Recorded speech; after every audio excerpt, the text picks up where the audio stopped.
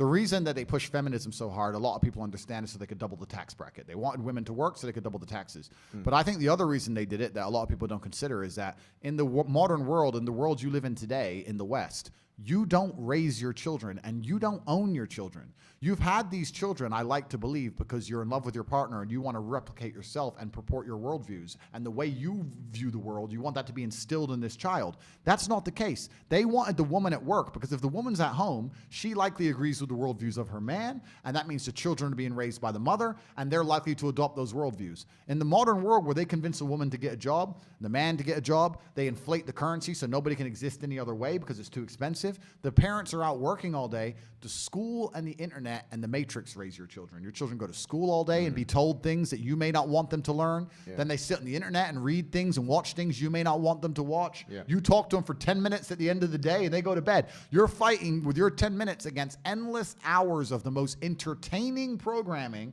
or the most forceful programming. In school, it's forceful. On the internet, it's entertaining. Convincing them of ideas that you perhaps don't agree with. I've seen it myself on YouTube. I've seen a guy in America driving his car and his kids were in the back seat and he was arguing with them about an issue. And they was like, where did you hear that? School? He's like, why did the school tell you that? That's not true. And his own children are arguing with him because they learned it in school. Have you ever tried to take your children out of school? You'll get fined. You'll get in trouble. No, your kids have to go to school. You have to give your kids away to the school. If you don't give your kids away to the brainwashing, you'll get in trouble. And the reason they're doing this is because they want to control the youth, because the youth is, of course, the future of the world. And you have to understand that this whole idea of feminism, this is what I'm saying. You're saying women shouldn't vote. I'm not saying that. I'm saying that we shouldn't allow children to be brainwashed. We shouldn't separate them from their parents to the point where they're going to absorb ideals.